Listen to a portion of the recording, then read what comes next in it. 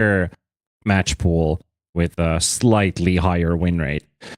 In this tournament specifically, Silencer is considered one of the top heroes of the tournament. Remaining. 6 picks, 83% win rate right now. So Silencer is 5-1. Who has the only loss on this hero? That would be Lelis on OG. So everybody else has managed to win on Silencer.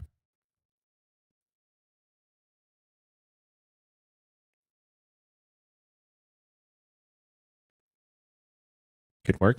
They got rid of at least the Furion.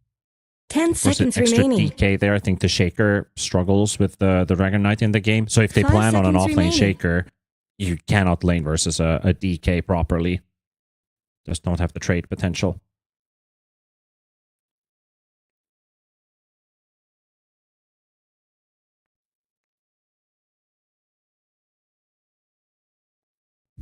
Mm-hmm.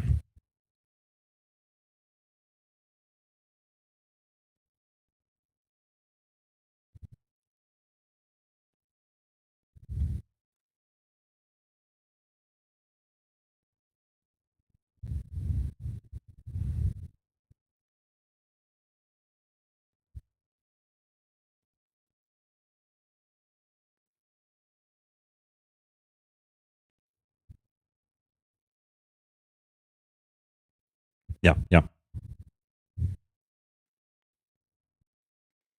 I wonder if they want to keep that mid-shaker option open, because when I think about Toronto Tokyo, especially when that offlane position comes into play, he does like his specialty heroes, and I think he's one of the guys with the Undying 3 in his pool.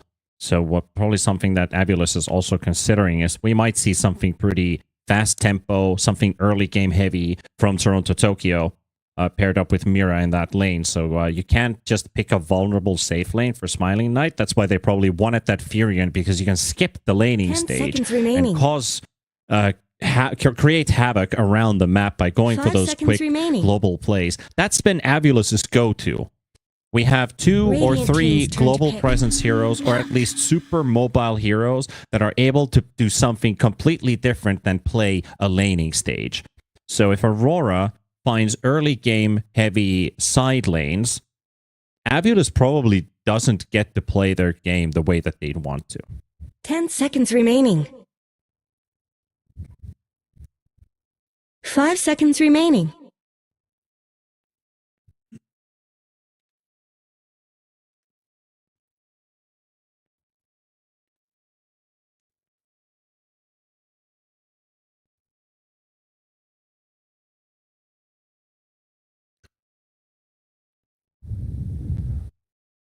Why would you swap your Shaker away if you already have a good matchup versus the puck?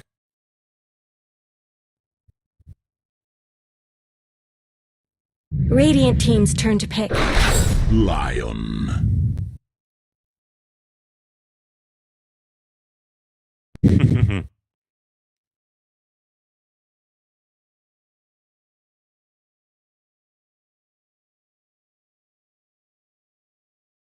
10 seconds remaining. Fair enough. Maybe they play Mira Shaker with Oli on the Lion. Well, that's not going to happen anymore, but the Jakiro locked in with the Lion. So we've got 2 supports with some extra crowd control. I wouldn't hate the idea of a Spectre for Aurora. Not now, but maybe in the last phase. A Spectre pick is kind of hard to answer directly into with just 1 pick remaining, and if that is Smiling Knight's hero, because you have heroes to play with, and heroes who build blinks in general, Shaker, Lion, they go in, the Spectre can instantly jump in there too, or the Spectre goes in first and you have a follow-up on it. Probably not when the Hoodwink is out there, but I think Hoodwink is pretty good in that sense. And it does give them an extra bit of burst on AVULUS. But 10 seconds remaining. 5 seconds remaining. An Underlord, yeah, that comes to mind right away.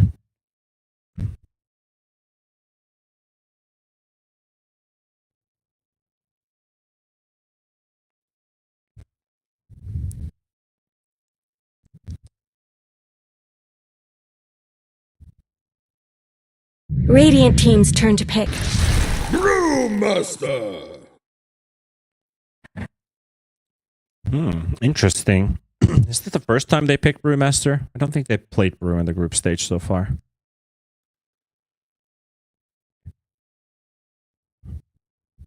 Ten seconds remaining. I have to double check on 5 that. seconds remaining. They played against OG. They played against OG apparently in game 2. That was into a Silencer Monkey Brood Timber. That was also a pretty early pick of that was a 16th Brewmaster. So now they picked on a 17th. Doesn't matter. 16th, 17th, they come in a row anyway. Radiant team's turn to ban. Aurora's reply, there's the Lycan. We've been, well, I just brought up the stats on that Lycan in the first phase, especially. You needed a Lycan player in your team. It's not exactly your lane punisher, but it will punish after exiting the laning stage and apply a lot of 10 extra seconds push. remaining. You've got Hoodwink and Silencer against you, so this is a, in 5 terms of seconds what remaining. support AVULUS has, a decent Lycan game.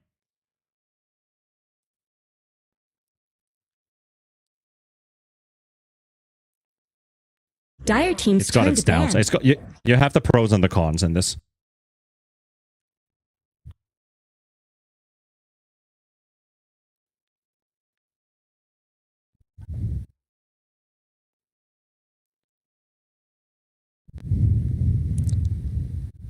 Ten seconds remaining.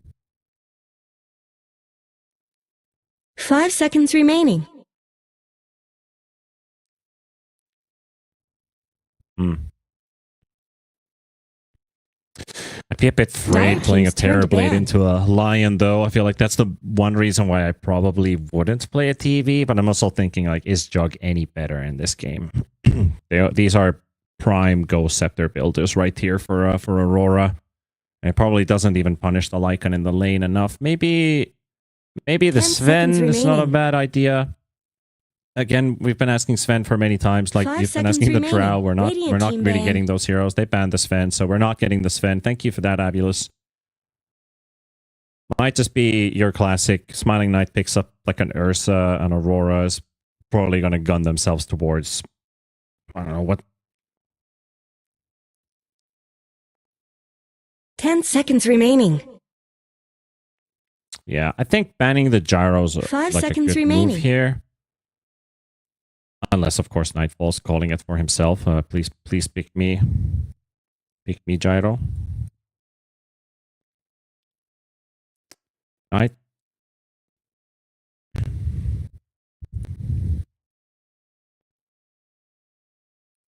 Also, if they want that Ursa themselves, this might be a Nightfall Doom pick coming up. It's coming into Radiant Into team's nothing. turn to pick. they banned the Ursa, but I do feel like they might be aiming towards the Doom here.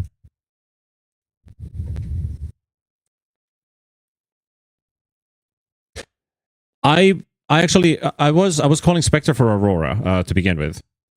10 seconds remaining. Because if you think about their heroes, like it's pretty easy to play a 5 Spectre because you have seconds a Lion remaining. going in and you have a Shaker going in. Both have Blink Daggers, right? So that Spectre, I would have been down. Dire team's turn to pick.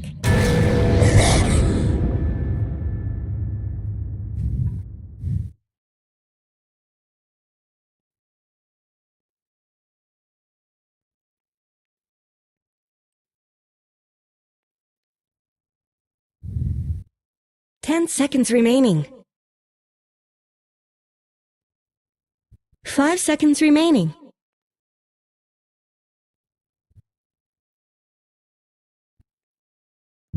All right, so we're getting the Gyro, we're getting the Choose TB. your hero. TB is TB is actually really good here because of the Abba. Abba actually applies the Curse of Avernus on himself.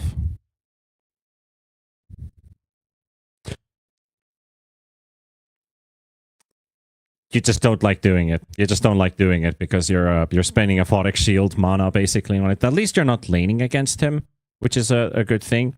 But whenever I would see ABBA versus TB, and I've played it on both ends quite a lot, is the timing of the Aphotic Shield, really. Like, when are you using it? Are you using it to dispel? Are you casting it too early? And then you're still struggling from the debuff.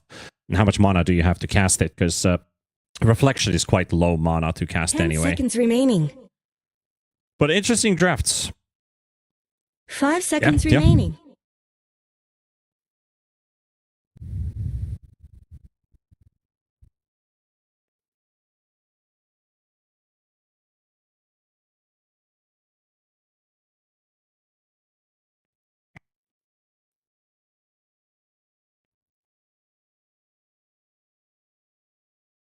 Mm-hmm. Yeah, I do like the AVULUS draft as a whole. And of course, this is filled with a lot of comfort. Smiling Knight on his TB, Lorinov on his puck. Lorinov, who has absolutely been probably the best mid laner in this group stage. Coming into the playoffs, I feel like you're going to get a hell of a matchup here for Mikoto.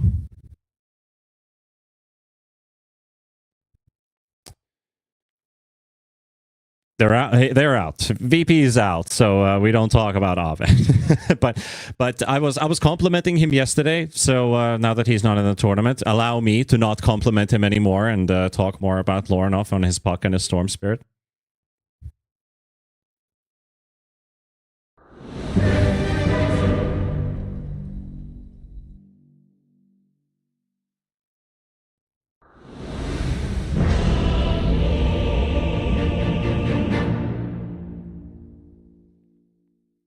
You're a Runa fanboy, though. Okay, alright. I thought you were gonna say, like, well, at least I would have said, basically, but there's a Runa on Group A, so that's just an even group, right? Right? What's wrong? Can't hold your liquor? What's wrong? Can't hold your liquor? Okay. Hello?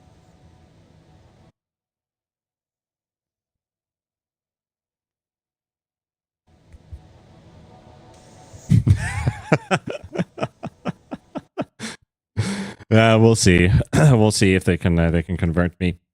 But we're back with Aurora versus AVULUS. We're in a pause right now at the start of the game, so don't worry. We're gonna load up in just a few moments. Can Aurora be the fourth team out of all of the playoff invites to make it to the second round? Really, this series, I think the pressure's on them. They've got Oli and Mikoto as the new additions of the team. Mikoto especially standing in this case, and of course I think Oli is pretty much gonna get either he's on trial or he's just added as a full member of the roster because Panto moved over to Team Spirit, who are currently benching Miposhka, which I think was a big news in itself. But every player needs a bit of a break every now and then.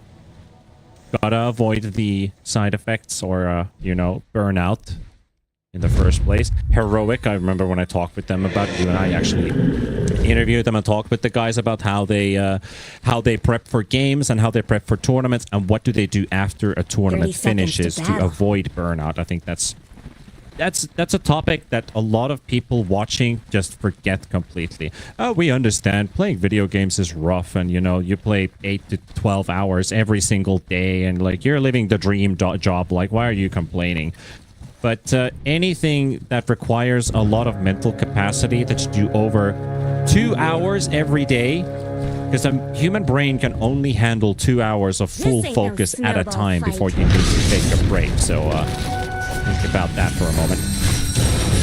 Fighting in the river, though, Puppy, one of the additions for AVULUS, will be playing in the river, dying, but not before Oli falls. Lorinov will get the first blood for AVULUS. Nice two-man stun from Mira, connecting on both Lorinov and Fiolacor, allowing Mikoto to stay pretty much unscathed, dodge most of the damage dealt in the lane on the first minute fight.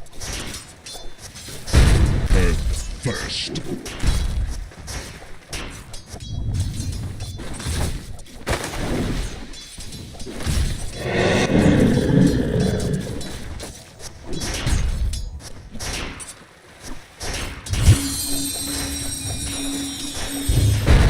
It's true. Best combo.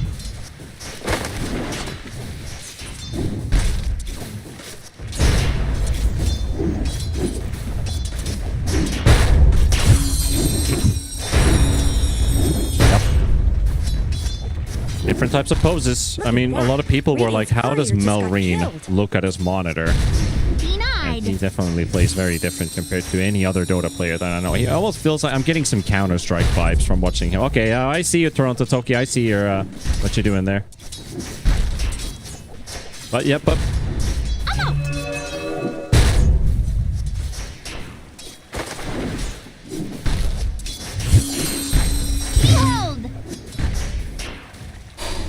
ugh.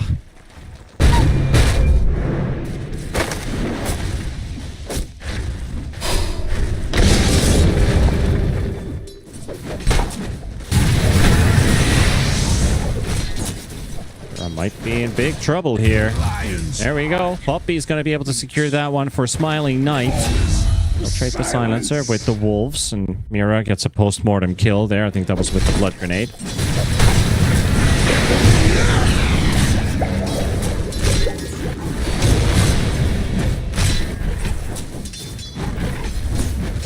Get this one barely, yeah.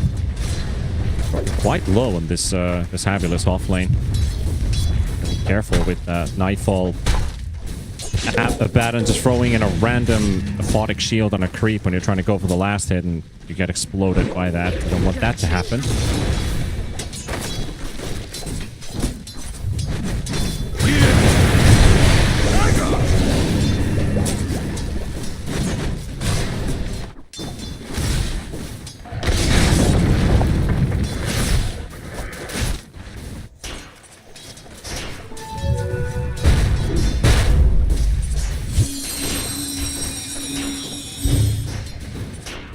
Radiant's courier has been killed.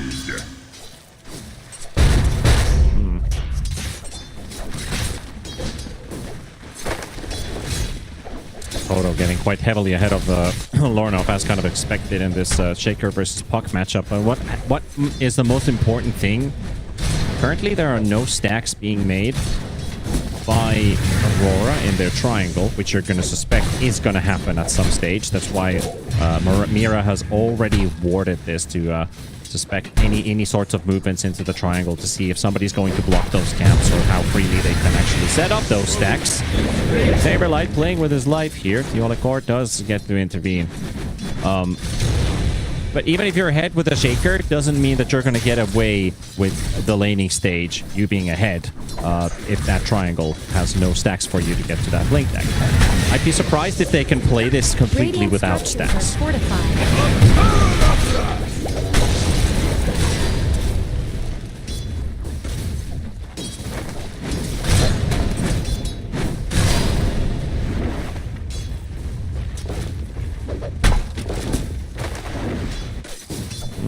Should be alright.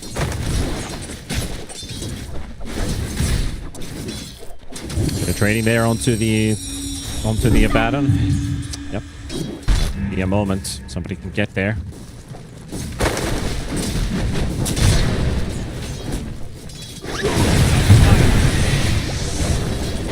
Saberlight going down in the bottom lane. Ollie will find an opening to take down the Brewmaster.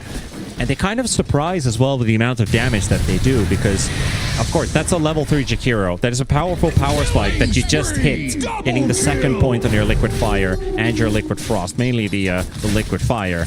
And they just knock out that Hoodwink as a follow-up. Double kill for Jakiro. Boots should be flying over. Yep. Boots, Clarity, Blood Grenade, Sentry, Mango. He's got everything.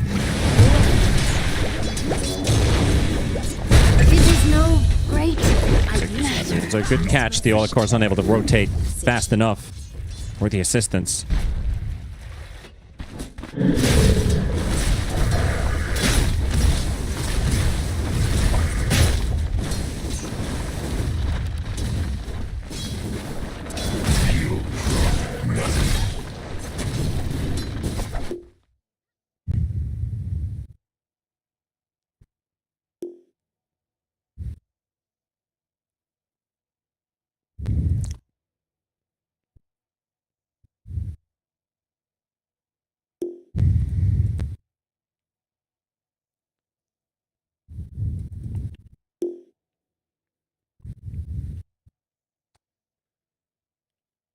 But all things considered, It's a pretty good start for Aurora. However, there is that TB keeping on that onto that first place. Of course, you're playing a lane versus a Lycan.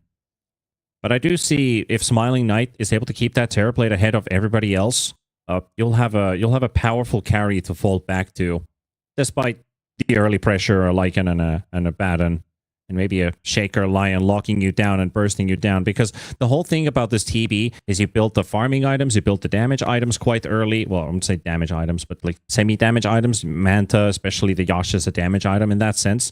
Until you hit over 2k HP, you are easily burstable with just magic damage. So the faster you get to those tankier items with your defensive items already built on bottom, you can start to take over this game, because you're going to outcarry an Abba, a Lycan. You'll be the beast in this game. Безумно хочу пиццу. You'll absolutely be the beast in this game with this TB.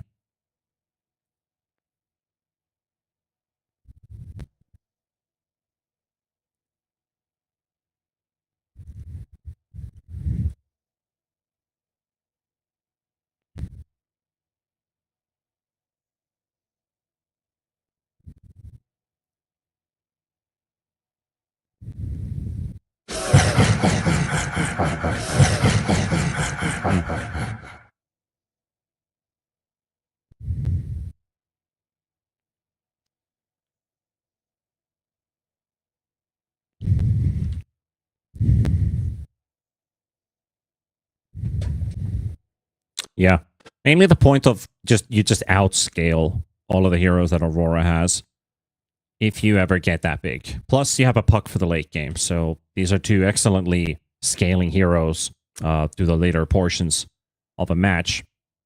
But Aurora, as long as they can keep up a good flow in this game, get that Abba involved, try not to die when you finish your Radiance and go for your first fight, because I've seen that happen a couple of times, and it really sets you back.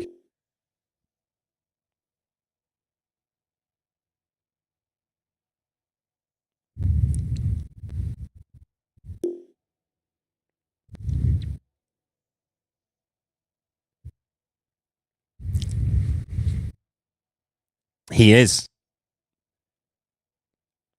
I mean, it's a rule written in your fist. Any hero that goes Radiant's first item technically has 1,000 HP. Most importantly, learned from your Brown Boots Radiance Necrophosses from your pub games. You always know that Radiance is not making that hero any tankier. But these Abaddon Radiance builders, they usually try to look, what is my team doing at that given time? Because that Radiance is not like your blink timer at 10 minutes. There might be a fight going, there might be a smoke happening, and they want to get involved in that fight if it happens near a tower, and that's when they will definitely tune in, because they can join, and it looks like a fight that they can win.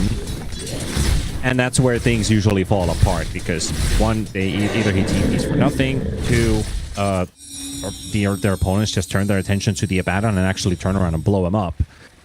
And then there's the small percentage of that third where the Abba finds a double or a triple kill and it totally pays off.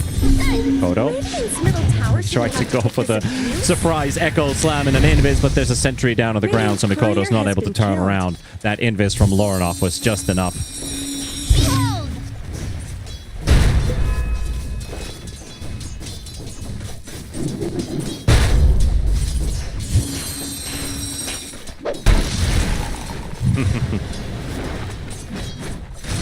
Yeah. And also, if the puck wasn't awake there, using that Waning Rift into an Invis target, that Earthshaker would have just blown up with that Echo Slam. He would have killed him. They did, but he tried to walk away from that vision. Go for the quick turn around and hopefully he'd be able to make a play. Puppy finds some stacks being made. Mira is right there. Puppy blocks that camp. Well, Smiling Knight this is not the place to be. No more from me. Not the place to be. And Mikoto cleans up Puppy. Lorinov, okay, clips himself for a second, but he's a puck. He doesn't mind. Kodo, that's not the magic wand to regenerate here. Mira throwing in the stun. Lorinov is dropping quite low here. And an Ice Bat fall up there, all at 1 HP. And they finally clean up a Kodo and should be able to get Mira as well with the Bushwhack. And the Wolves are probably eventually going to force Lorinov and Theolikor away. Yeah. They're all dead. Radiant's middle tower could use some help.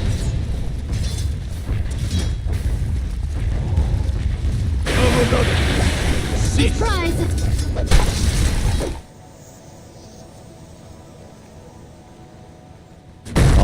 Mira will continue to stack. Dire's bottom tower needs some help. Back to business as usual. I think Lorinov is probably keeping an eye open on that area for a second jab. Bumpy takes away the AD from the Shaker.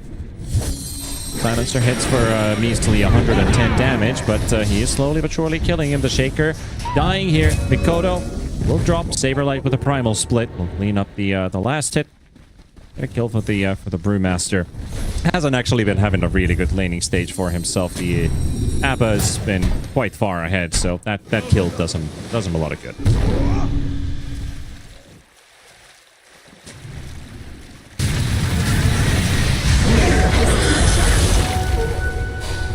Dominating!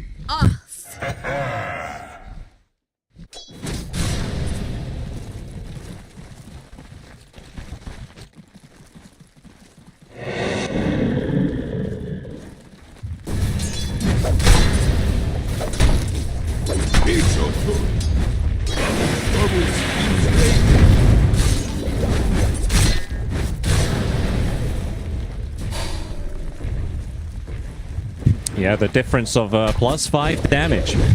Suddenly everybody's screaming in panic. We can't counter this Jakiro. We've got nothing left. The only thing we can do is head over to Fissure Playground 2's ticket website with exclamation mark ticket into chat on the 31st of October to the 2nd of November in Belgrade, Serbia. We'll be playing our $1 million LAN event with Fissure. So exclamation mark ticket or click the banner below the stream. Get your tickets now. Get your tickets. Neverlight.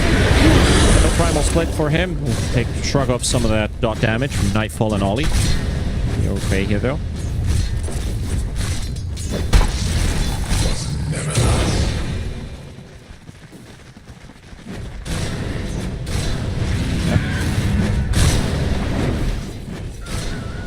Well, Mikoto, without all of those stacks, actually has cleaned up those stacks with the Echo Slam because his Blink Dagger is ready. I was about to say he's been able to farm it up without the need of any stacks being farmed, but then I noticed his Echo Slam was on cooldown. Blink is on its way. Top lane, a bit of a scuffle here. Toronto Tokyo, TP's away. Has the Warpine Raider still chilling in the lane. Mr. Mustachio has to back away. Radiant's bottom tower's got problems.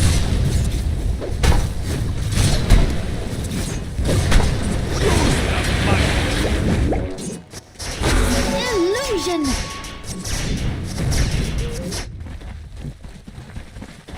Here I am! Silence!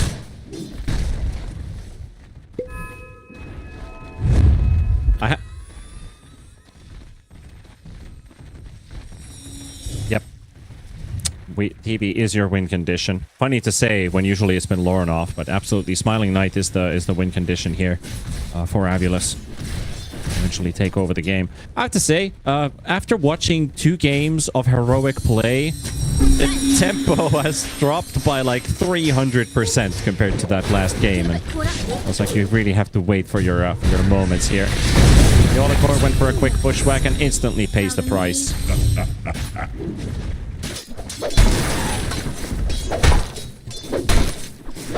Dire's top tower is under attack.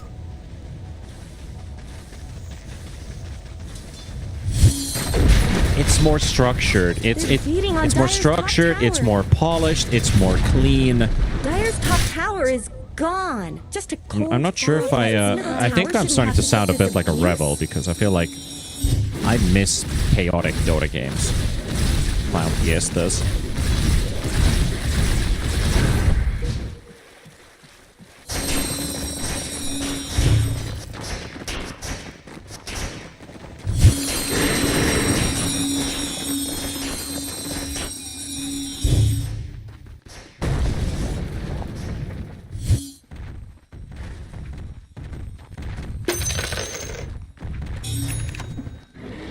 Я безумно хочу пиццу. Hey, there's always someone in chat who says I play better than X guy. There's always someone who's saying like I can play the squat better than he can. Someone should hire that person.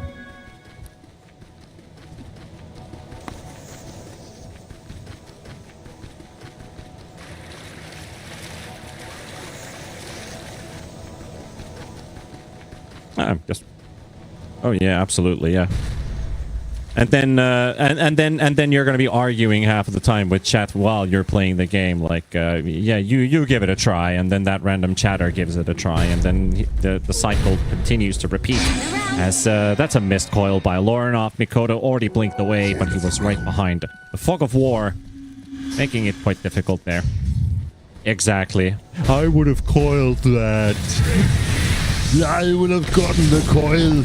As they're gonna... Yeah. They're desperate.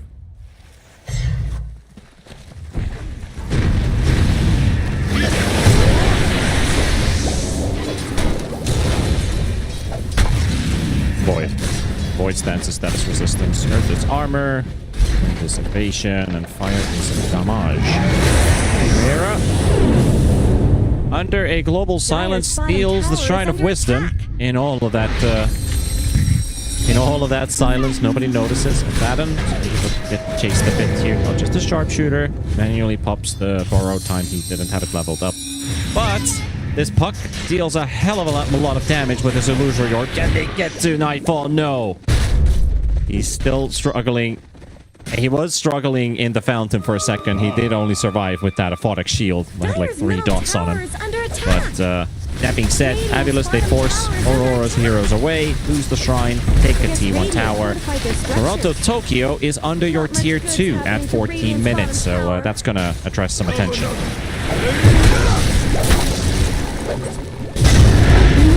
Radiant's bottom tower. Dodge a couple hits here. They're missing so many attacks here. It's just not fair. Odo might have actually set himself up here for this one, but that arcane rune does allow him to get a couple extra enchant totems off, however, not enough. And Lorinov, a couple of heroes escaped from him. This one will not.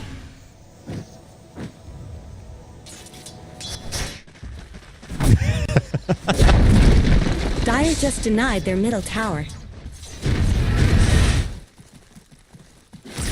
Yep.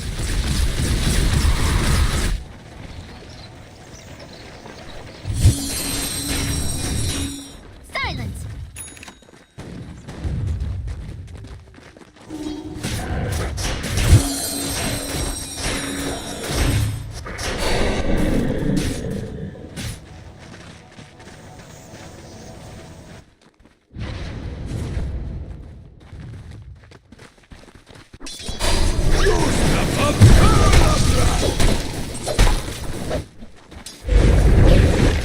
See what comes out of here. Got themselves a Lycan, and this time no teleport away. Here I am. A prize.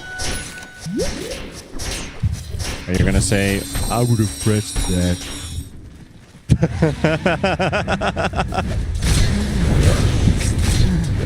Yeah, literally every single. You're starting to sound like the average chatter now at this point. So tone it down a bit. Radiance is ready on the Abaddon. Nightfall. Let's see how he uses this one. Should he go into the jungle? Should they invade with it? I know you're against the idea, but at least for now, Nightfall considering going straight back to the jungle, farm things up. Nothing's happening on the map right now, so obviously no need to force a fight. AVULUS might feel like they're pressed, that they need to make a play happen. That orb actually would have caught 2 supports if he saw a little bit further with that orb.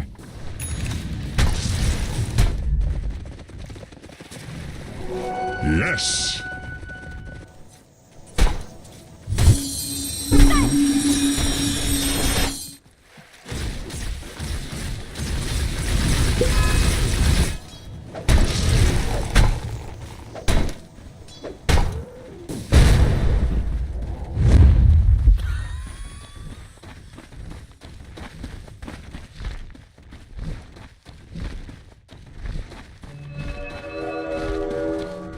Yeah, the power of the Lycan. I think, you know, Saberlight, especially as a player who plays Lycan quite a lot and gives vision with those wolves, should know they're probably going to get scouted all the time. Shapeshift forced out, Coil onto 2, focusing onto the Lion. Silencer dead already by Toronto Tokyo. Saberlight, they'll get the Primal split off, and they'll continue for the long haul on this fight. Jakiro getting shielded up here by Nightfall, trying to keep that Jakiro alive and gets the focus. The remaining Ruling will be taken down. They managed to withstand the storm that is AVULUS charging at them. And Toronto Tokyo, he does all the cleaning up. The janitor at work.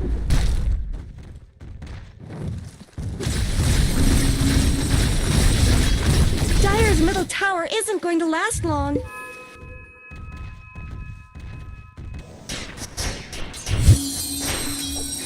Dire's middle tower is under attack.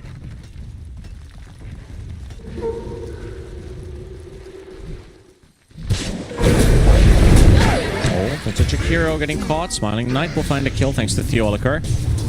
Getting TB his third. Still holding first place in net worth, even with the Lycan picking up that triple. A huge increase. Global Silence comes out, but Mikoto's just going to run it off with the Haste Rune. Puppy probably would have died. But do you want to die with the Global Silence? No fortified. Yeah.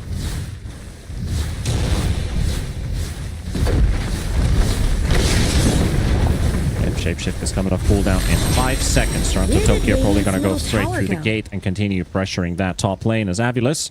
Metamorph will run out very soon. And I think with that, they have a ward in the top lane, which did scout Mikoto.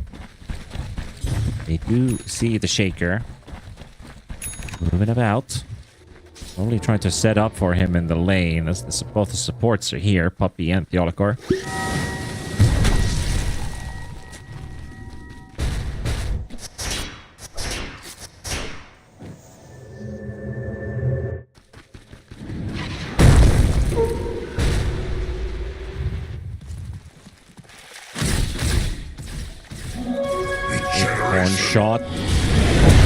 Acorn shot didn't connect, and Toronto Tokyo gets the turnaround with the ult. And they two-hit Puppy with the ancient Prowler shaman out of all. The Prowler finishing off the Silencer with does have 7 armor, but he barely has any HP. They also find the Hoodwink in the trees. And it seems like it is the Lycan that's picking everybody up, so that means the Tormentor is also history.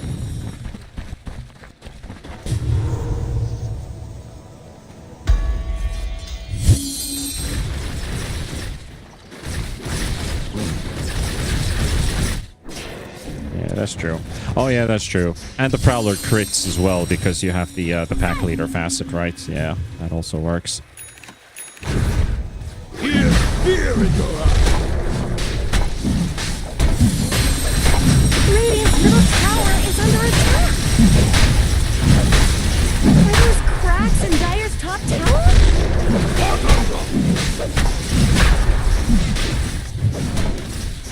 Giving an option for the people who have their feet on the table. They're beating on Dire's top tower. We have it. Roshan being taken by AVULUS. As Aurora were able to finish off the Tormentor, AVULUS might be slightly late with this Roshan attempt. We'll see how this one pans out. They're bringing in the whole team. And Abaddon in the front. Bringing up some of those key illusions. Smiling Knight.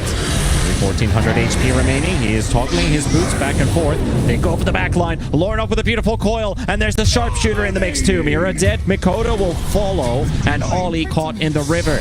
AVULUS finally finding some relief, but the fight's not over yet. Toronto Tokyo and Roshan is also at 1700 HP. That's Puppy gone once again. My goodness. It's level 16 Lycan causing a bit of a headache here. As he continues to move out, does have Nightfall also shielding him. They'll be able to run away, and that does mean AVULUS will secure the Roshan in the end. With those rapid few kills, AVULUS find the backline. Something tells me we haven't seen the last of him.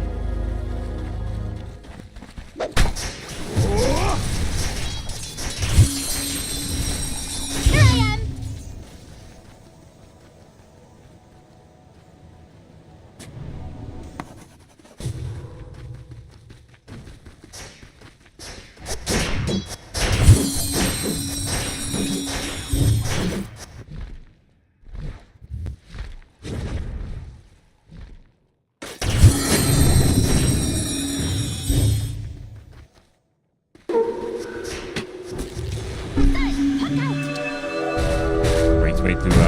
deal with the fight, especially with the global silence this time. Maybe if Puppy was a bit shaky with pressing that earlier on, this one was perfectly timed. And Aurora just... Yep. It's true. Hurricane Pike is now ready for the TB, so Pike and Manta means that the once the Scotty is coming back up, it's going to be difficult for that magical burst to take down the TB. There's going to be a window for him to use Sunder. Perfect timing there for the global silence. Save Smiling Knight. Aurora wasn't probably expecting that to happen. Bring in the whole team, seeing that shapeshift, and they go for the chase. Shaker's in top, Nightfall's in mid. It looks like they're gonna... Double harm shall I eat. And there goes. Ollie's able to tank that one at least for the team, and almost gets the TP out. They're gonna have to use the coil for it. Get up. Lockdown is a bit of an issue for AVULUS when you look at it that way. Someone better help Dire's middle tower.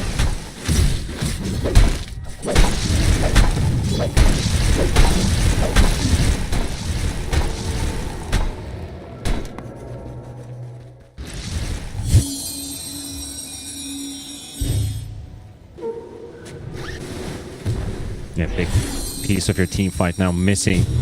Shapeshift's coming off cooldown in 20 seconds. You'll have your global still down for a bit. Puppy's been a smart lad, and I'm sure if we've talked about that Midas of his. Dire's top tower is under attack.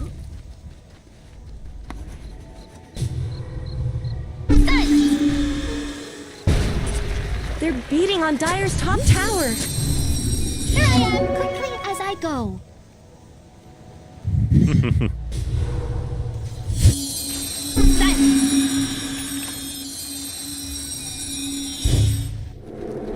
Yeah. Well, Midas was a pretty value item back then. Now it's all about the Dominator meta. All the min-max calculations that you can cast Dominator 2.4 times during the time of a Midas. Or at least the value of a Dominator 2.4 times to the Midas. Radiant's top tower is under attack.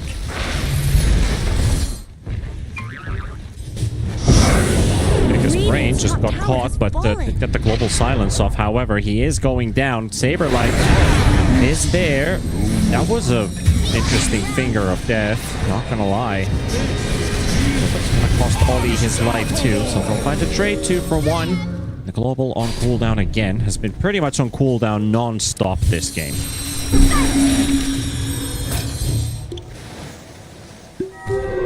Invisibility.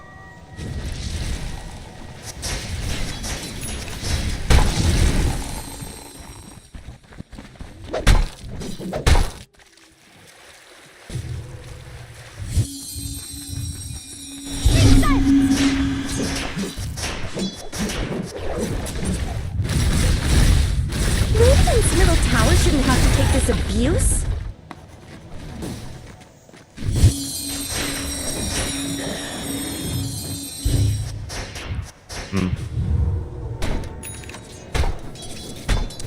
Already got a shard on the Jakiro and the Shaker. The Shaker generally needs it. It's in his item build. You're gonna have to buy that shard. Very low chances you'll get it from the Tormentor. And of course, now we're already getting closer to the second one in about 3.5, maybe 4 minutes. We'll have a Radiance up on AVULUS soon. Master's torture is finally coming to an end.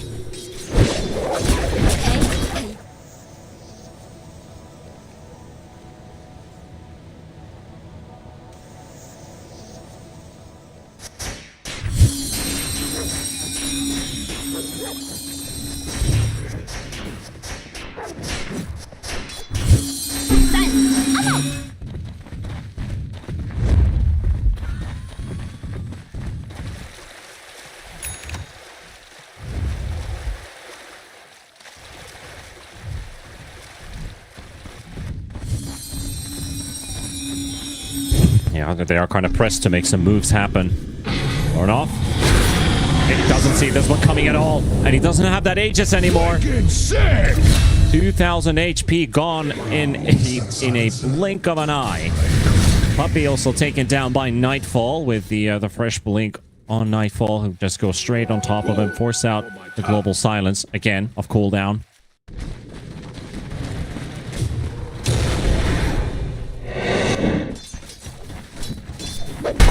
Someone's gotta help Dire's middle tower. Dire's middle tower just went down.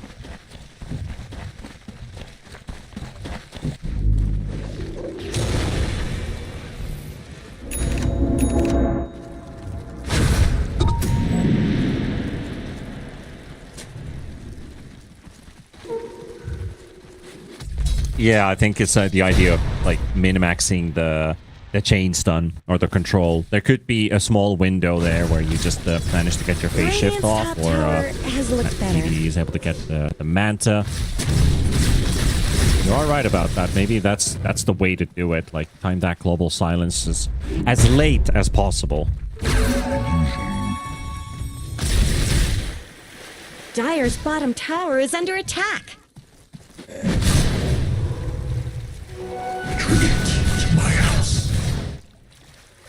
Dire's bottom tower needs some help. Or Lotus Orbs. I see Hoodwink also queuing up one. Dire's bottom tower Well, is of course, being chipped probably away. Lotus is amazing in this game. Like, probably the Hoodwink with all of his extra cast range doesn't even need to stand Dire's near the bottom puck. tower needs some You'll pretty help. much always have your allies in range, or cast range at least. Dire's bottom tower has shattered to little pieces.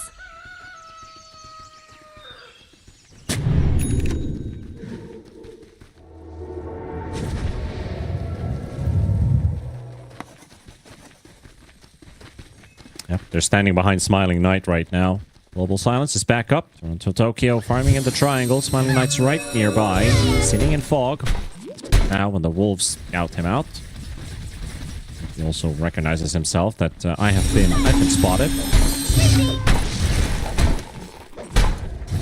Oh, look at Aurora. This is what we see from tier 1 teams. They set up in a place you probably don't think they'd ever show up. Look for somebody to just easily clean up a wave in front of your base, right?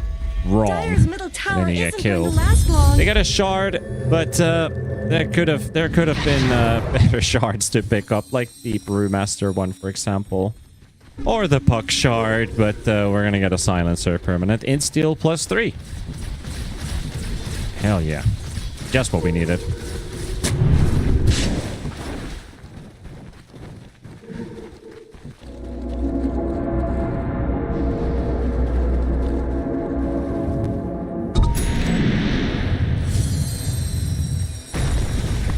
Silence. Yeah, they found the right TB, so instantly some calls are going in. We need to be closer to each other's. Are those cracks It's in about to Dire's go top down. tower? Behold. Cease. Dire's top tower is under attack. Good stun on the high ground. Hoodwink spotted, but he didn't take any damage at all. He didn't take any damage from that finger of death thrown right at him. Cracks in Lion is being poked at the backline. Mira does get a full heal, a greater healing Lotus, but it's still not enough to recover that Lion. While Puppy is getting chewed at the backline. Abaddon has been turned into a wolf by Toronto Tokyo with that Axe Rush. But they are not getting the damage down. What they need right now. Nightfall got no ulti. Even with that Bloodthorn, just can't get in position. Nightfall can't seem to get any damage out. This will spend some resources on this fight. The Metamorph is down. The Global is down. The Split, the Coil. At least the Coil and the Sharpshooter are coming off cooldown. In just 15 seconds, they'll have them up again.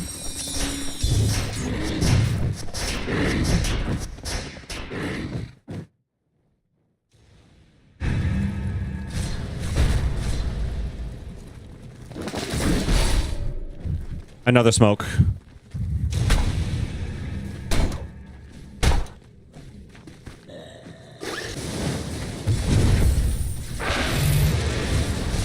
know the right TB is probably in that stack. They're trying to get some vision on the high ground, but they're blind. Those TB illusions able to clean up the way. They're still hovering around that Roche pit. And now with Abba's ulti up, 6 seconds, he has it. Somebody was queuing up a smoke here. Not sure whose inventory had it. Well, the puck actually got silenced, but saved by Puppey with the Glimmer Cape. Lorinov is going to be okay. Nightfall, though, he'll go relentlessly after the silencer, and Toronto Tokyo already shapeshifted. We'll go for him. Aurora trying to claim control of this Roche pit area as AVULUS are trying to back away. The Fissure going to miss the Hoodwink.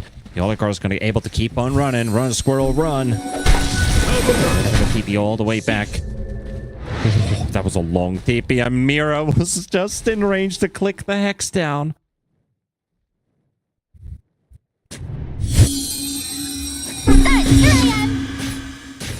Oh.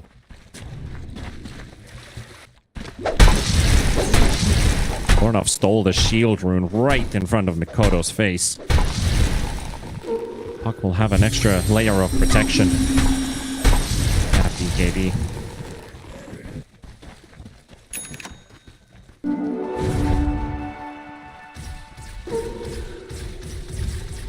But what happened with that Finger of Death on Mira? Because that's supposed to do at least 700 damage. Is that enough? That is actually enough.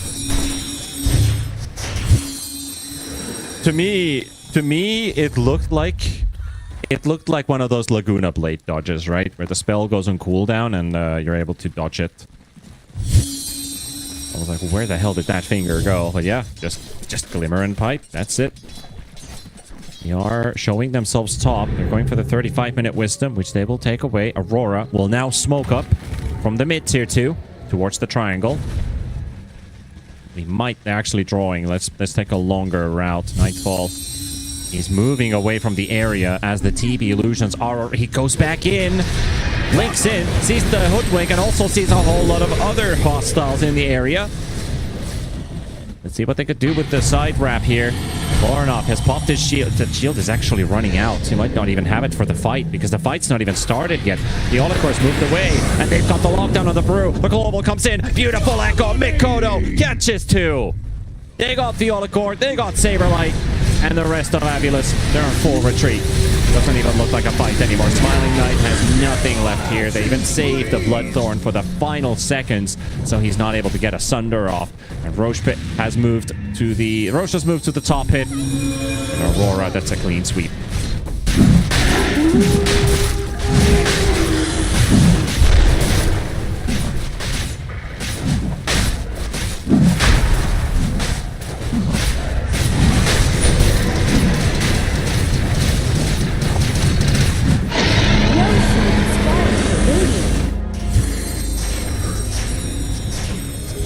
Oh, look at that. Yeah, the ward on the secret shop giving just enough. You have a hero nearby. The wolves are getting vision, and there's the jump in from Mikoto. They're beating just, on Dire's it's top the tower. the finalizer basically, because the fight was over from that moment. Money changes. That leads Aurora onto a high ground push, and yet again putting another of our playoff invite teams ahead of their counterparts in the first round.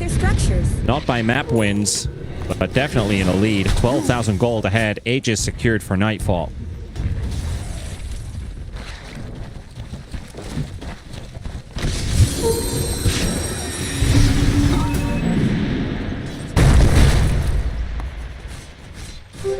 Invisibility. Tiger. Puck out! Behold!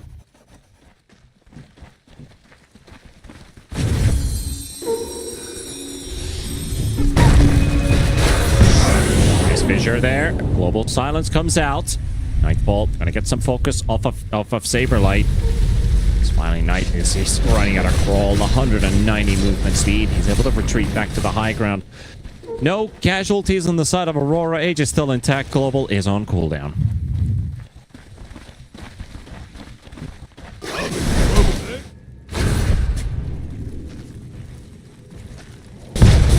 Oh, there goes straight in. They don't give no respect for Smiling Knight. They go straight to the TB and go for him. He's locked down. A no Sunder opportunity for him. The TB is dead. Gone for 75. Lornoff will try to retaliate to the backline with the coil. Doing a decent amount of damage here, but only finishing off Alliance so far as Toronto Tokyo and the Wolf Army. Nightfall especially turned into another. Dire's top tower has fallen. There we go. Smack him in the face. They did get the phase shift off on Lornoff, but he's going to get followed by a silence. And Gale Guard is only around him for the time being as Nightfall does get sent up in the air with a Cyclone. They clean up the top lane of Rax. Still 45 seconds for that TB to come back up. Nightfall charging in on Puppy. The target he knows he can always kill. He'll take him with him. Saberlight still trying to cause some havoc here with 8 seconds remaining on that primal split. Trying to get that Earth Ruling to a safe distance.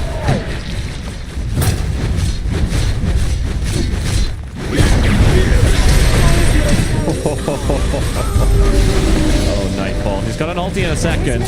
That's probably going to pop here. Unless he gets the Gale Guard off in time, which he does. And he's going to start regenerating a bit. A second lane of Rax down. 10 seconds for the TB to come back up. And Puppy, his buyback. It's a dieback, so he's not coming back for 40 seconds. Dire's bottom tower needs some help.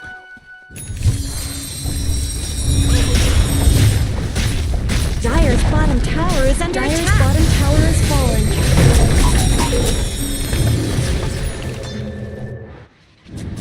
He does the Nightfall. I think he did a Paris-Stockholm there. Backs away. Like the true fashionista. Smiling Knight, though. What you gonna do? I don't think you're gonna do nothing.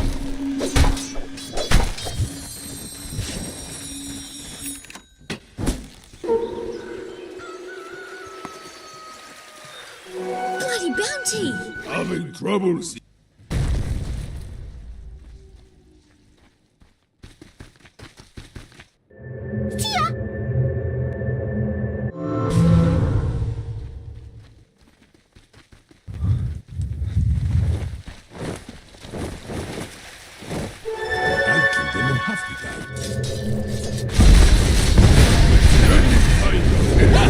There we go. Nightfall charging in onto the backline. That Bloodthorn leaves him at 22 HP. 22 HP is all he had remaining after the Gale Guard. As that Bloodthorn run out. Mikoto, there's the global silence coming in from Puppy because he survived. They'll force Aurora on the run. They'll lose 2 of their supports again. But what happens now? There's an 80. There's an 80 on the Toronto Tokyo Lycan that gets dispelled right away by the Storm. Puppy, Yolakor. They're just gonna go right around Saberlight. Nightfall charges onto the backline, goes straight for the guttural, and takes down Silencer, the hoodwink, stuck in the trees. Where to go really from there? Another the Nightfall. Twice in a row.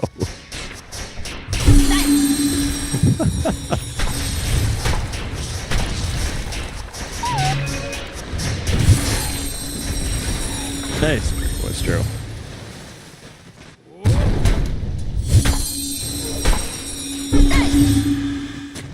Yo, do the move. Do the move.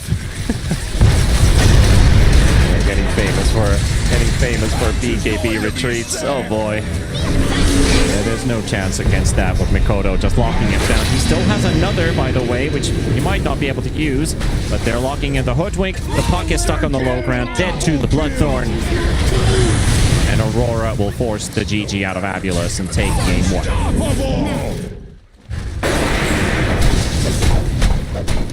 1. Radiant victory!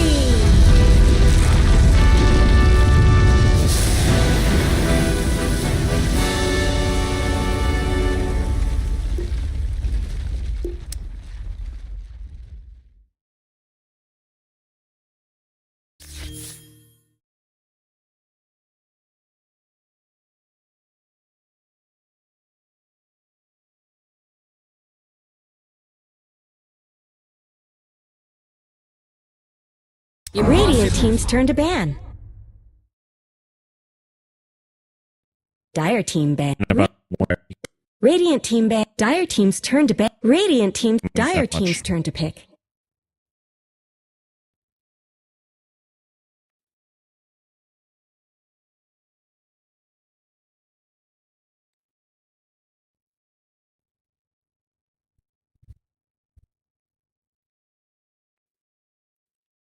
10 seconds remaining. 5 seconds Well, remaining. since we did get these tier 1 teams, maybe it might be time to bring up that Magnus for Toronto Tokyo. I'll go for the Queen of Pain Choose after your all. So hero. Toronto Tokyo with the Shaker, Kodo Kwop.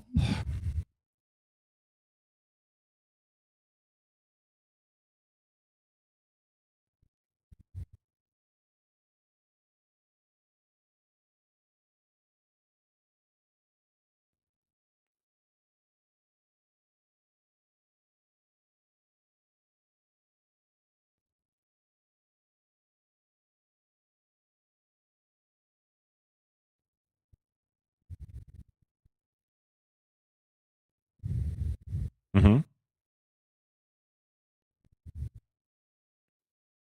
Yeah, hopefully they can. Do you like their draft more than in game 1? 10 seconds remaining. 5 seconds remaining.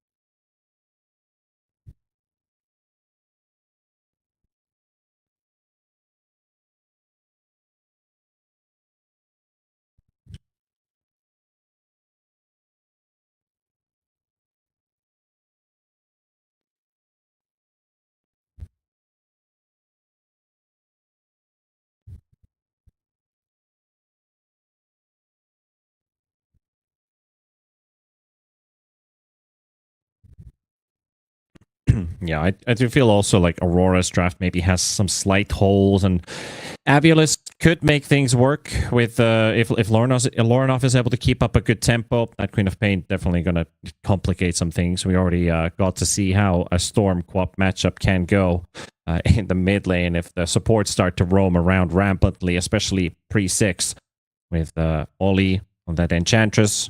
And apply some pressure onto that Storm Spirit. Never really let Lorinov have a good time, but he is experienced and he knows how the plays can be at the worst. So Lorinov, we've yet to see a weak game from him. I think that's something that AVULUS can always fall back on any hero. Is it spring already? И я безумно хочу Is it пиццу. spring already? Безумно хочу пиццу. Киши киши мяу мяу, киши киши мяу мяу мяу. Yeah.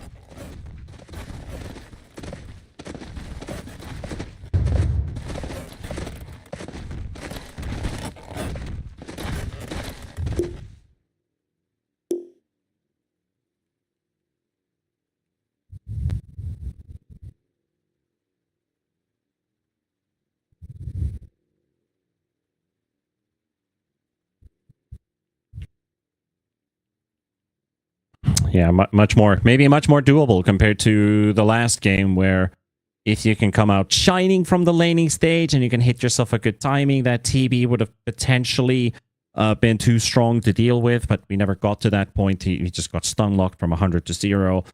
Maybe this time around with the Naga Songs being a save in your lineup, having a Coddle, technically another sustainer with some heavy nukes. Coddle, Storm Spirit, a fabled combination between a 2 and a 4. Even if Lorinov has a difficult laning stage, you have a deadly combo to work I'm around, fine with waiting and all, around the map. but let's So go. I think they're all playing towards Lorinov in here. And I think that's the right way to do it. You play with the Storm Spirit as the spearhead of your lineup.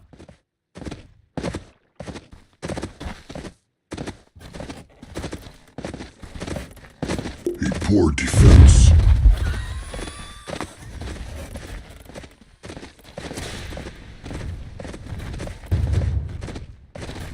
"30 seconds to battle."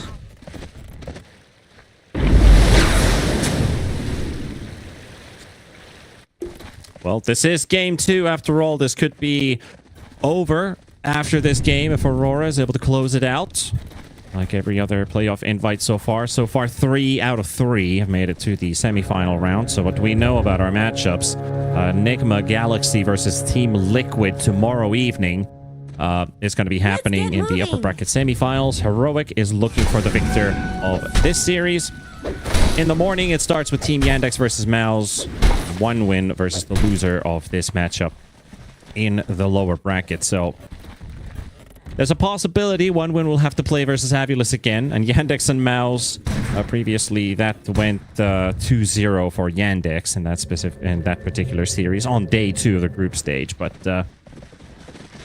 I kind of want to keep my fingers crossed for AVULUS and be at least that one dark horse from this first phase and see how far they can go. I've been talking quite a lot about this roster. This lineup they're ready to encounter tougher and tougher opponents. But that game 1 definitely showed that there are some weaknesses here and there. Obviously, they had instant changes in their roster with Eki and Janter being replaced with Fiolicore and Puppy. I'm sure if it's a permanent change or if it's just for this tournament that AVULUS is playing with Puppy and Fiolicore as stand-ins. But they took over for the tournament at least. Look at that! Radiant's courier just got killed!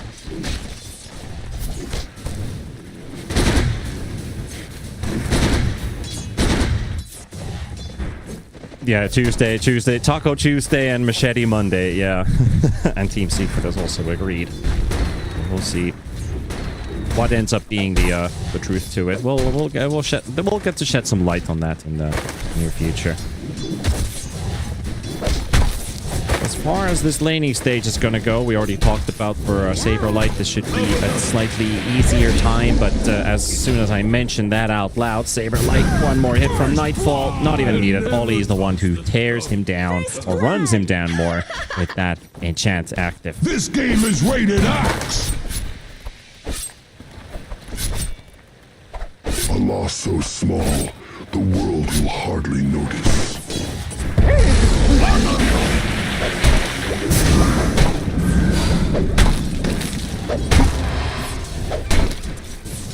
No! There's your trade. Nightfall will drop. Saberlight from Fiolicore. We'll be able to clean him up. Maybe a tactical death a bit from Nightfall as well. Get his resources back up. He already got the first kill for Ollie. Up and running with full resources. Now with boot, yeah, I was about to mention the boots, yeah.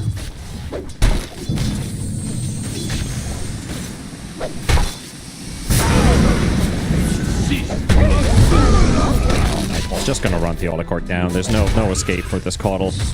An easy pick.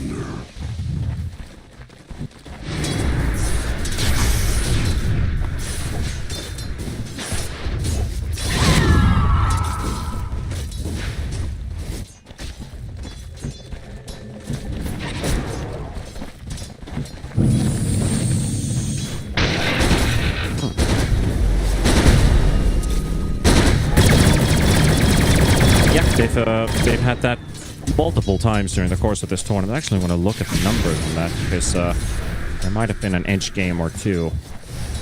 Might have missed real instead. Yeah, seven have gone for Spellbound. 2 have gone for Overprotected Wisps. Yeah, so this would be the third. Those are good thing to highlight here. I mean, there's a lot of incoming damage onto this Enchantress, so you can technically outlive a lot of that damage with those Nature's Attendants just rocking over and over and over again. Dire's courier has been killed.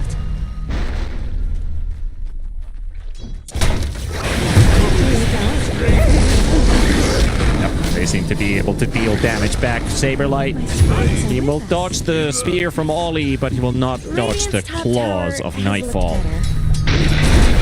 Dire have fortified their structures. Unfortunately, the Caudle wasn't even here.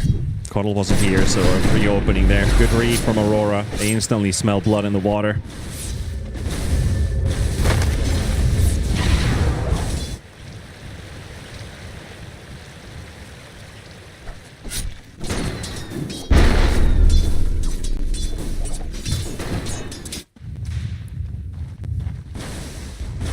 Yeah, but it's not the end of the world. I mean, you're playing towards this Lorn of Storm Spirit, and he hasn't even begun his game yet. I'll still keep some optimism.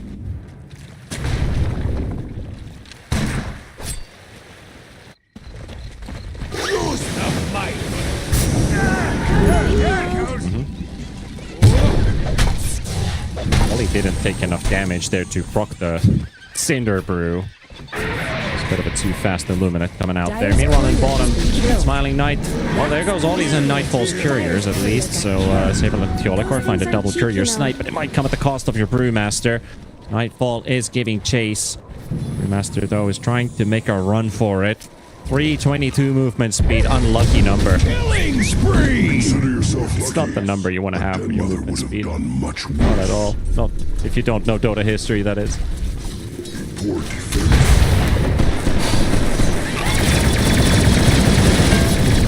Gonna fight this one here. Fluffy is gonna end up getting targeted by Toronto Tokyo and Mira. They are 3 levels higher than this Naga Siren, who has been pretty busy keeping Mira at bay. Well, he's been going for those creep wave cuttings.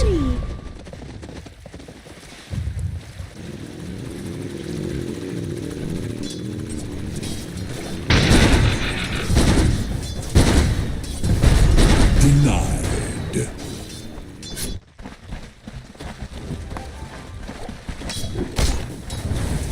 Yep. Oh no, he's gonna hit this level 6 now with this next creep dying, so ulti ready.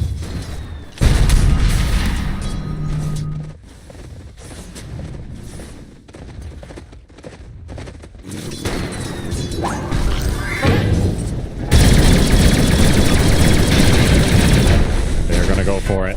Smiling Knight being pressurized here, trying to turn around, get some damage out from the flak cannon.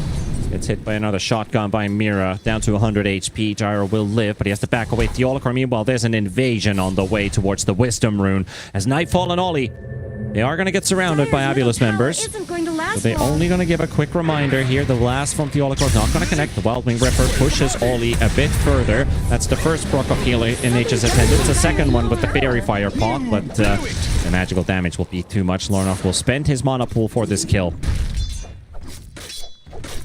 Clean up the inch.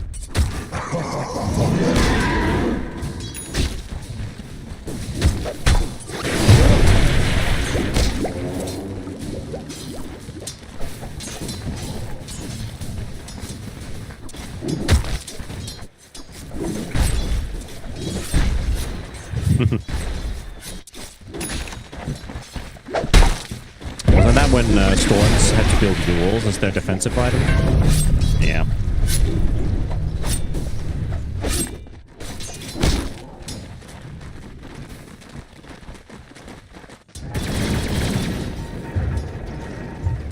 I do miss those Orchid Pops in a way, because the only role I see them being in is actually the carry co-op. That dagger is probably going to do the job. There we go. 3 points in Shadow Strike is enough to finish him off. Nightfall will kill Saberlight in the trees.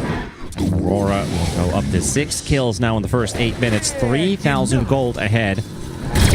Trying to retaliate on the Toronto Tokyo, but Smiling Knight can't do enough damage.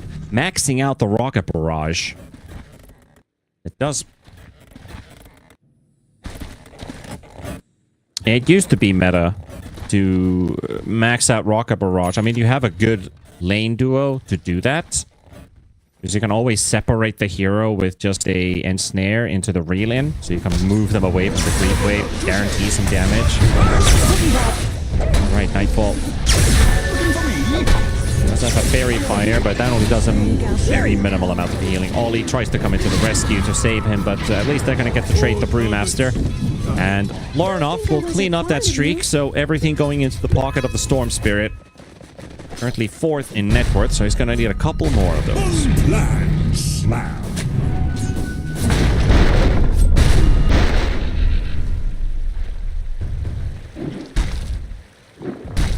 Radiant's middle tower could use some help. Yep.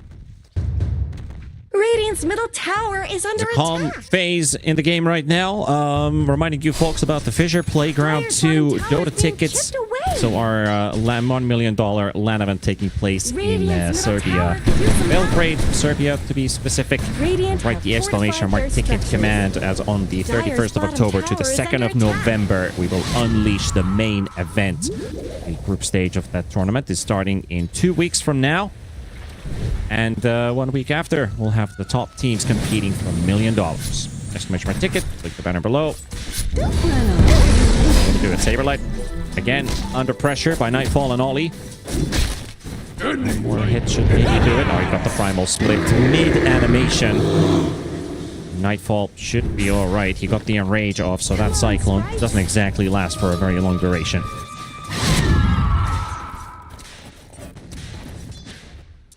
Yeah.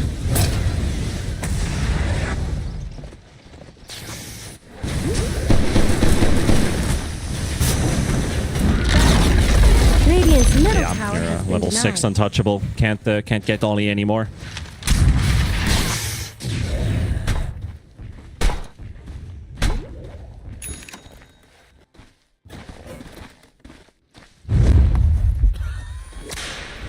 Are those cracks in Dire's top Who are tower? already in a net worth lead, so you don't want to give them any Middle tower extras. shouldn't have to A take lot this of abuse. arrows It being looks drawn like into Dire the fortified top their lane. structures. Just the Naga Siren is left down bottom. It looks like Puppy wants to get to that level 6 ASAP.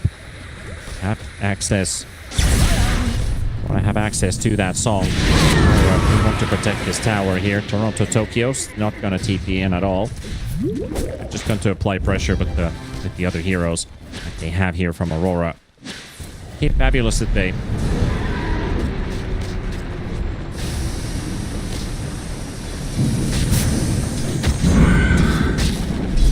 Denied.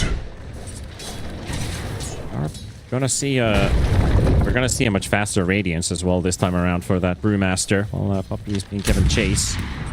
We're missing the shotgun. Toronto Tokyo gives up on the chase.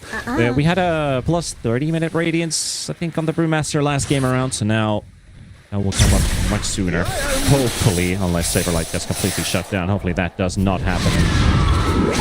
That's Sonic Wave, dropped into the Aura Core. We'll get one quick Illuminate blast off. Fortunately, Smiling Knight. Oh, that bottom. Meanwhile, that's a dead Naga.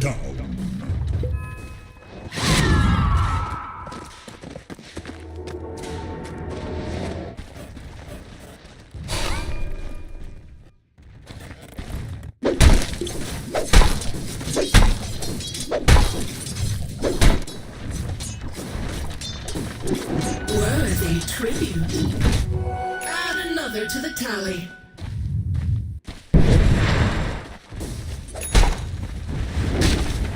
They're beating on Dire's top tower. In bottom, the song goes out from Puppy. Not much good. All three heroes in place. Cooldown is ready. AVULUS want to unleash hell on all three. Got the Queen of Pain under focus. Cookie coming into play. Down to half HP. Ollie is getting a lot of healing, and it's going to be maybe enough for the co-op to TP home. No, it's not. Saberlight will also take down Mira. They will lose two heroes on the side of Aurora. Good song set up. The whole team is there from AVULUS ready to play. Tokyo, no Echo Slam. Already used a minute before. Ollie will get chased up as well. That's going to be a fourth kill. Killing spree! Told you a storm was coming!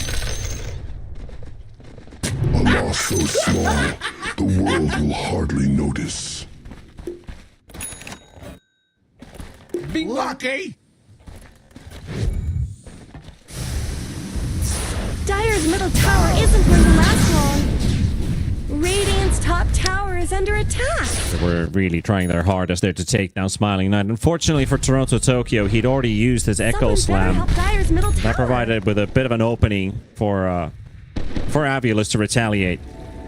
Kodo did get a bit of crucial healing off of Ollie, but just wasn't quite enough. You've got the Solar Bind on you. That means the Storm's doing extra damage. That means the Smiling Knight Gyro's doing extra damage.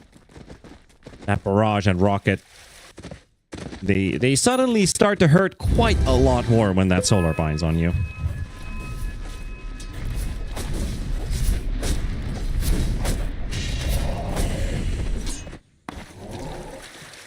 Gold and sweet.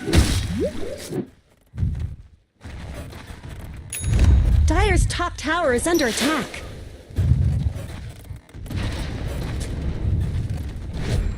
Radiant's bottom tower is under attack.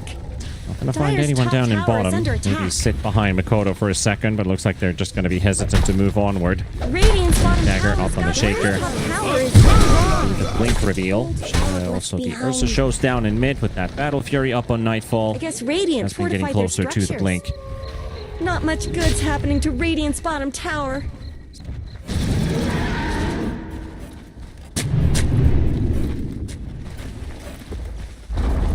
Radiant's bottom tower has fallen.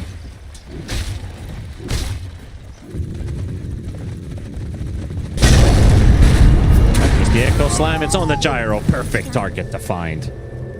Out of all the possible targets you could have ran into on the map, it could have been a roaming Caudal. It could have been a puppy strolling about with a Naga Siren. No, you run into the gyrocopter and cause him his first death.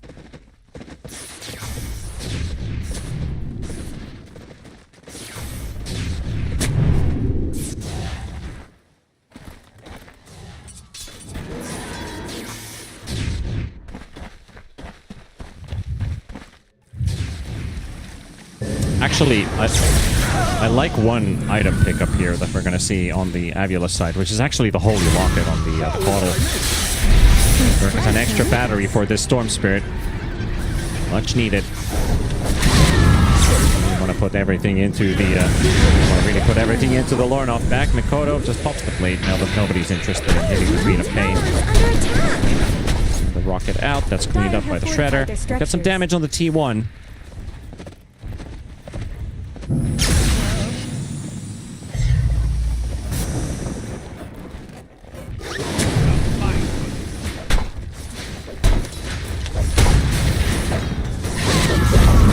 Shaker's Dire's middle tower just went down. Is here.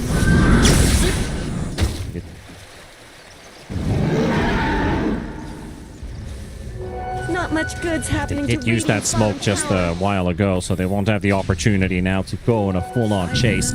All he did, he's still holding on to it. Now they smoke up. This could be a bit late, but we'll see where they end up running into. Ornoff has a regen rune on that Storm Spirit. They know about it. Mikoto will just aggressively farm that mid-wave. Nothing to be found in the triangle. Note, if you're using ultis now, that could impact your fight for the Tormentor. Radiant's middle Long tower zip from is under Lornoff, by attack. the way, all the way under the all the way to the secret shop.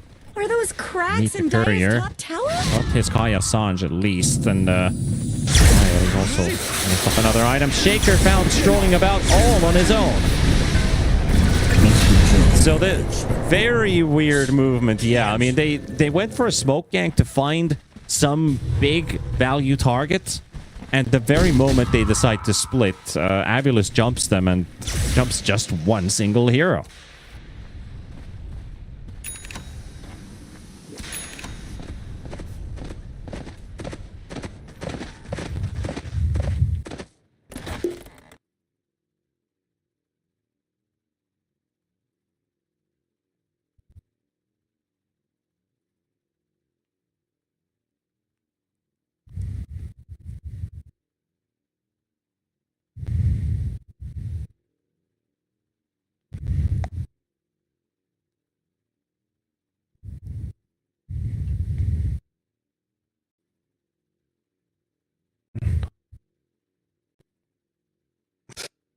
Full speed with the 20. Can say I haven't looked at every 23 pause screen. We're back in. So audience, let's get hyped up for that. Let's give yourself a bit of an applause and let's get this game underway. 18 minutes on the clock. Ursa's about to hit 10k net worth. I apologize if that air horn came out too loud.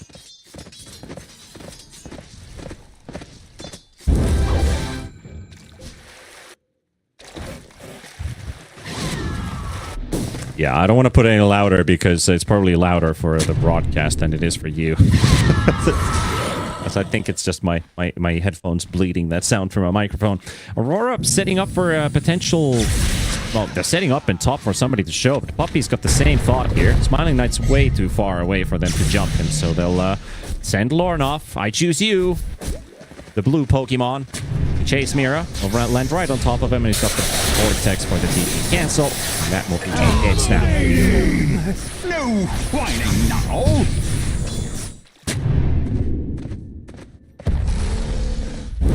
They're beating on Dire's top tower.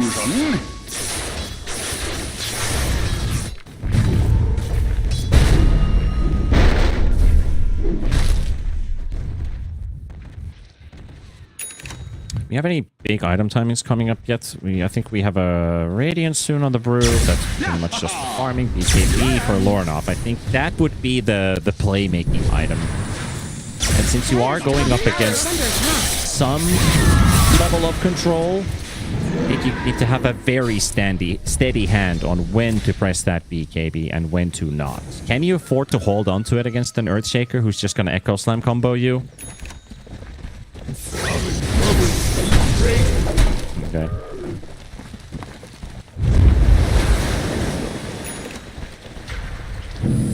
Yeah. This won't do it. Only wondering what comes up next. Fudge, destroying towers, snatching IOs. Use that exclamation mark after the chat to follow Fissure on social media. Or click the banner below the stream as Saberlight's going to be deleted by Toronto Tokyo, and that is that's an Echo Slam to the face. And here comes Mikoto. He got the Sonic Wave to hit the Gyrocopter in the back, but he's already too deep in. The Mortimer's Kisses from Mira is more a cosmetic effect.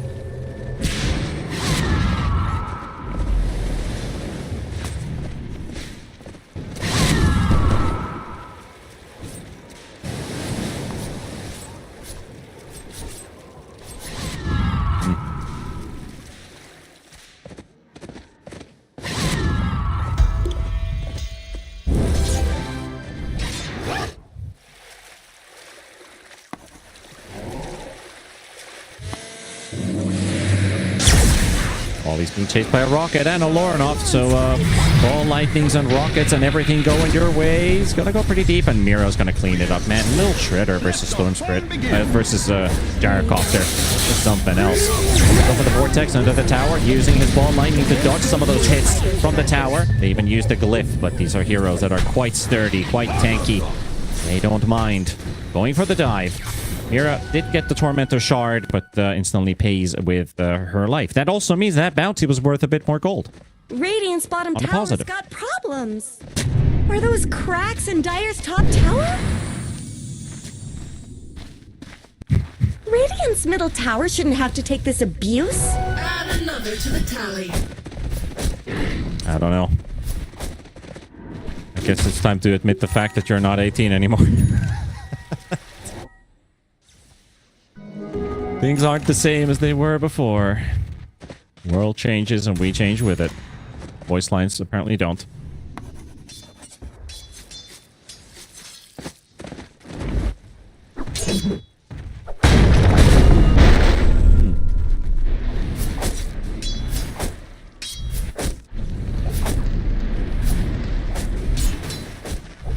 Can you...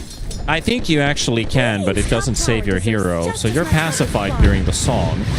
Toto actually finds a Keeper of the Light that's going to get body blocked by an Enchantress creep, as Lornoff hit the Mira. Solar Bind comes out, but he's protected by the Glimmer Cape.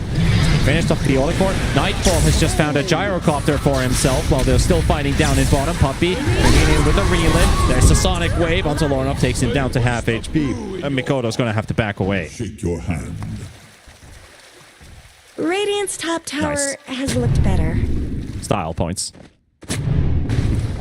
Style points, absolutely. I don't even remember what I was bringing up there, so I'll forget about my previous topic. I have to bring it up. And this was the Ursa kill that happened. Radiant's middle tower shouldn't have to take this abuse.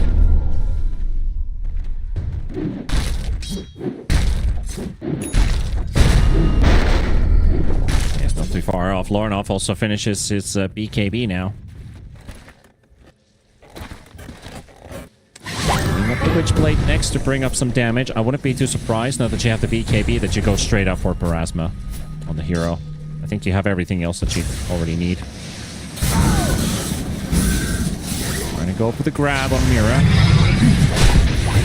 Mercade for the time being. Jump into the Roche Pit. Rockets connecting. Nothing the Snapfire can do to escape out of this peril.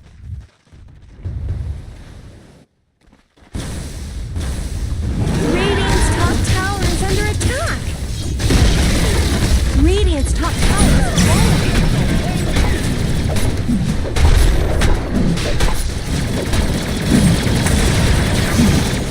Radiant's middle tower could use some help. Now over here! Certainly getting ready for it. AVULUS has to back out. Enchant on the gyro. Like there's any other follow-up coming out of that. And he's gonna get hit by a rocket. This time the Granny's not there to save you.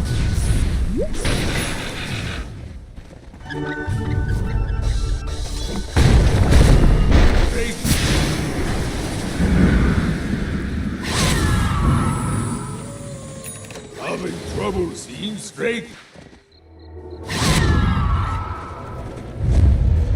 Oh.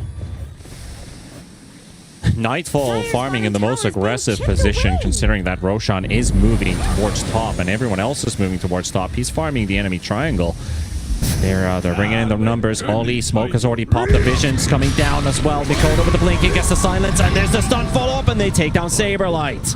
Will not get the primal split, and that song is a retreating song. Gyrocopter, though, getting slowed up by the Mortimer's kisses. They've got vision. Mikoto will go for the dive, and he's going for the teleport out, and will be able to. Toronto Tokyo only just got the Fissure of cooldown. That opens up Roshan for Aurora to take. Dire's middle tower isn't going to last long. Naga's got nothing left. That's going to be a freebie. Just the understanding of, even if your Ursa and your Enchantress went off running to the Roche Pit, Puppy would like to cut another wave. Mira and Mikoto, that was a brilliant play to just go and hunt him right next to and under that tier 2 tower.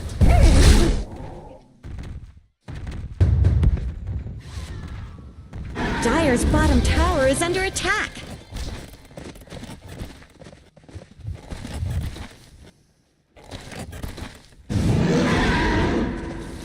Radiant's middle tower is under attack.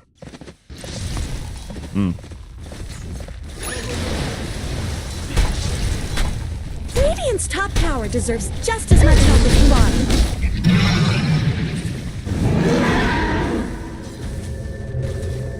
Radiant's top tower has looked better. What they can do with this Aegis now on this Ursa. If he can solo a Gyrocopter that easily, and there's the light that you might as well pick up as a snack on the way. This game is getting really hard for AVULUS to play.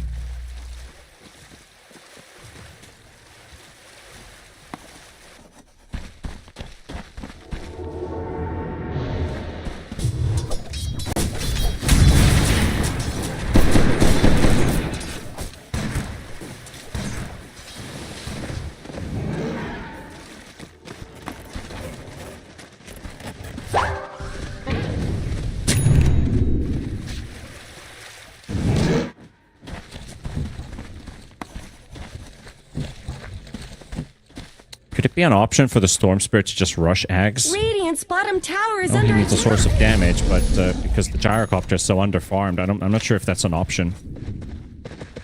Maybe with the... Not much good's happening to Radiant's bottom tower.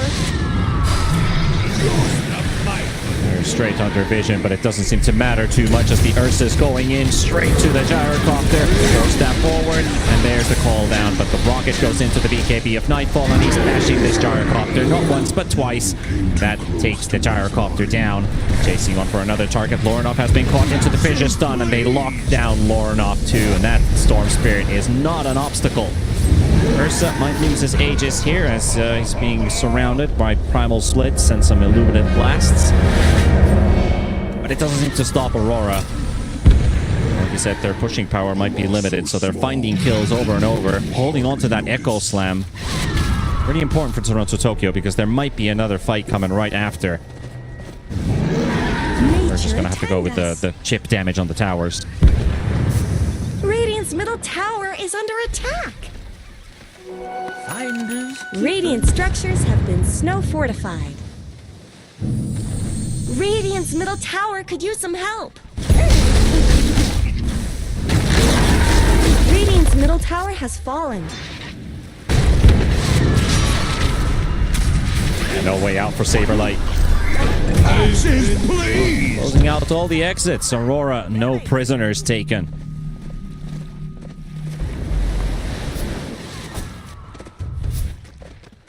Radiant's Almost courier ran has into been a, killed. They always go after the How courier. did Worthy tribute. the courier die? I don't know where it exploded. I just had a courier explosion on my screen and Ollie wasn't even near. I got the money for it anyway. Maybe there was some projectile still flying after it as it was given the speed burst. The Olicorp. We don't have detection though, unfortunately. Mikado's just gonna go straight for the Sonic Wave, so might as well go straight for it. Sheila does nothing here. Storm. Oh, Storm just set himself up for dead. And you said it. If you zip in, you need to BKB. He got insta-lockdown. Beautiful stun there from Toronto, Tokyo. And the Gyrocopter will fall as well. I'm not sure if AVULUS is gonna be taking this beating for much longer. Poor defense. Not be.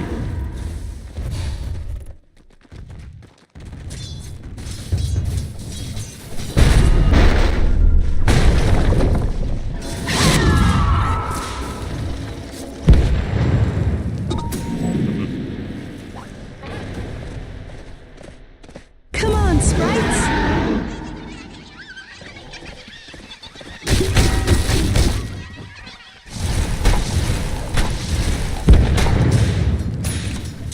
Yeah, it doesn't seem like it's gonna happen anymore in this game. It would have to be a pretty drastic, maybe something like what Heroic were doing when they were toying with their opponents in the previous series.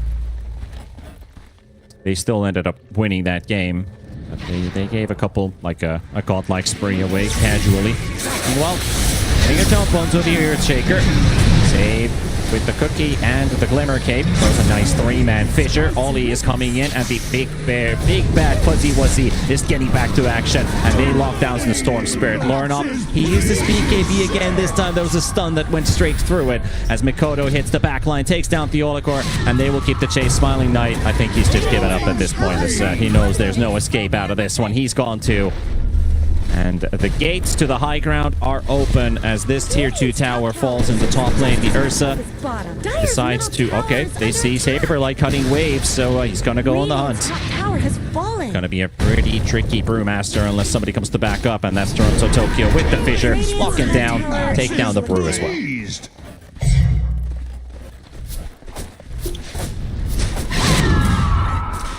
Radiant's top tower is under attack. Double damage. Radiant's top tower deserves just as much help as bottom.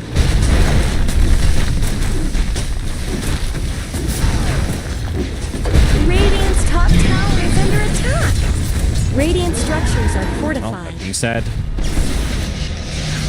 more lift usage here. Storm trying to go for the backline, but Nightfall was already ahead of him. And of course he goes for the first hit bash and locks down the Storm Spirit again. Now the Gyrocopter's on the retreat, but I think this might just be the last opportunity. 200 HP remaining. Can't get to the Gyro, but they can lock down the Caudal. Clean up a lane of racks. Aurora has been throwing bodies at them, and Nightfall's just going straight into the fountain. Why not? He buys a Ghost Scepter, but it's already been used and was in his backpack there for a second. Still ends up getting stunned by one of the rocks. Saberlight's trying to clean him up and try to get something going. Smiling Knight is dead though. That just leaves with the Brewmaster down to the last golem, and Lorna, they've had enough. And with that, 4 out of 4, all of the playoff invites advance to the next round in the upper bracket.